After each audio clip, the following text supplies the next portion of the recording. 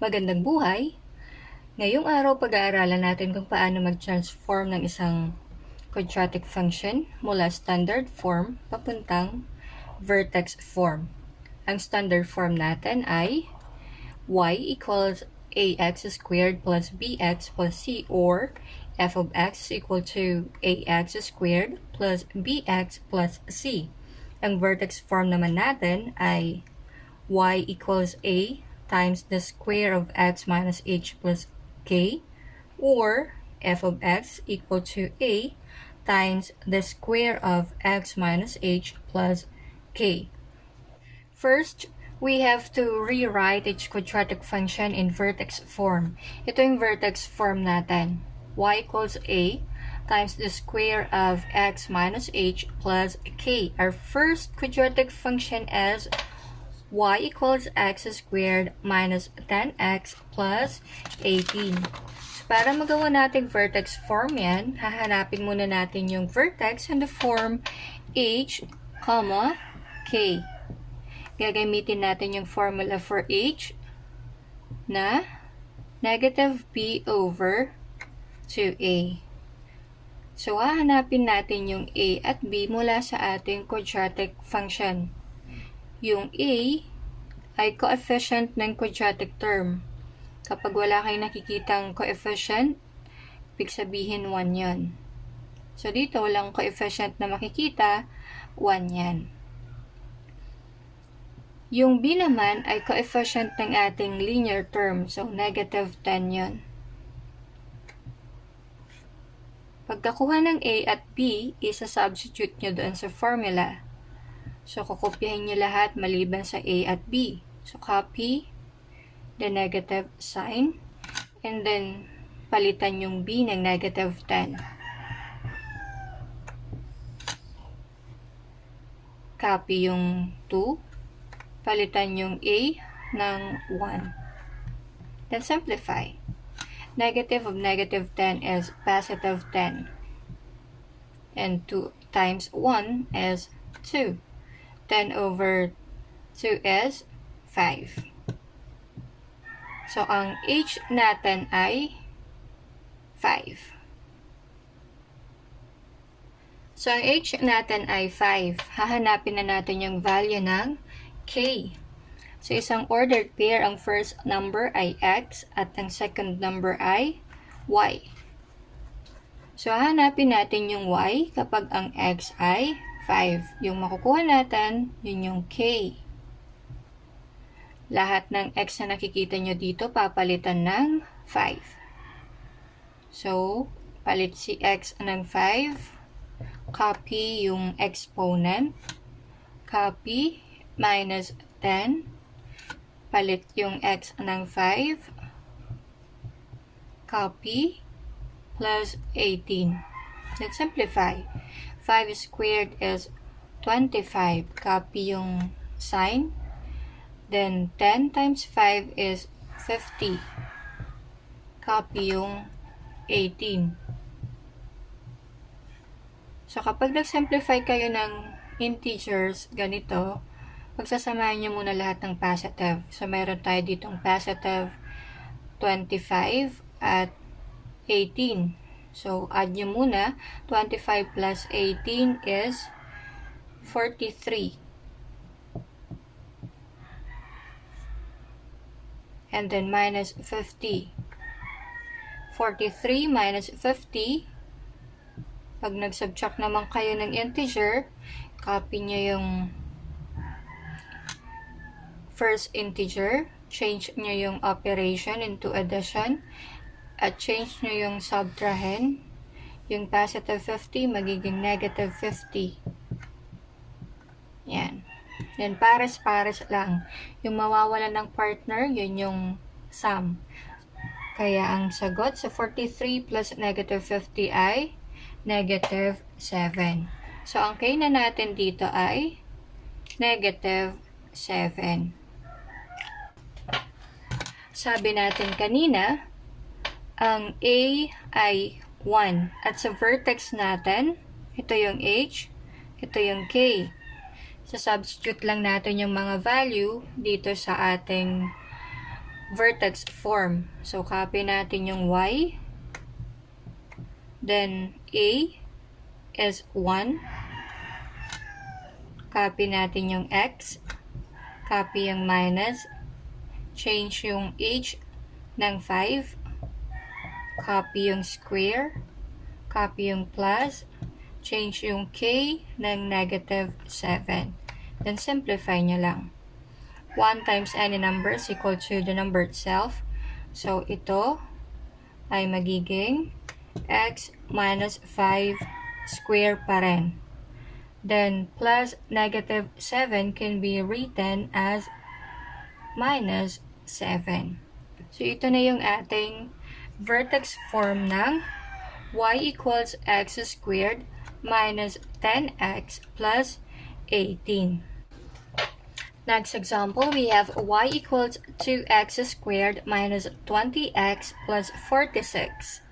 Ganon ulit yung proseso natin. Hahanapin yung vertex in the form h, k. Ang formula natin for h ay negative b over 2a. Hahanapin natin yung a. Ito yung coefficient ng quadratic term. So, ang a ay 2. Ang b naman ay coefficient ng linear term. So, we have negative 20. So, substitute natin yung 2 at negative 20 sa formula natin. Copy yung negative sign. Change natin yung b ng kanyang value na negative 20. Then, copy yung 2. Change natin yung a ng kanyang value, which is 2 din. Then, simplify. Negative of negative 20 is positive 20. 2 times 2 is 4. So, 20 over 4 is 5. H, therefore, is 5. So, papalitan natin ito ng 5. Next, hahanapin na natin yung k kapag ang h ay 5. So, ito yung value ng x. Lahat ng nakikita nyong x, papalitan ng 5. So, copy yung 2. Change yung x ng 5. Copy yung exponent. Copy yung minus 20. Change yung x ng 5. Copy yung plus 46. Then simplify. 5 squared is 25. 20 times 5 is 100. Plus 46. 2 times 25 is 50. Copy. Minus 100 plus 46. Pagsasamahin muna lahat ng positive para hindi mahirapan. 50 plus 46 is 96. Minus 100 is negative 4. So, k is negative 4. Papalitan na natin yung a, yung h, at k ng kanilang value. Ang ating vertex form na ngayon ay y equals a is 2. Copy yung x. Papalitan yung h ng kanyang value, 5. Copy yung square. Copy yung plus. Papalitan yung k ng kanyang value, negative 4. And then, simplify lang natin yung ating mga sign. Copy lang natin to. X minus 5 squared plus negative 4 can be written as minus 4. So, ito na yung ating vertex form ng y equals 2x squared minus 20x plus 46. Now, we'll be rewriting each quadratic function in standard form. Para magawa natin yan, kailangan meron tayong knowledge ng pag-i-square ng binomial. So, i-review natin yon. Magpa-practice muna tayo. To square a binomial, a plus b, i-square muna yung first term. So, a squared. And then, kukunin yung twice ng product ng bawat term. Twice ni a at b. And then, square mo yung last term. So, gagamitin natin itong pattern pag nag-square tayo ng binomial. Halimbawa, we have to square x plus 1. Susundan natin yung pattern natin. Square the first term x, then twice ng product ng terms x and 1, and then i-square natin yung last term na 1. Then simplify. This is x squared. 2 times 1 is 2. Copy yung x. And then 1 squared is 1. So the square of x plus 1 is x squared plus 2x plus 1. Another example, we have to square 3x minus 5.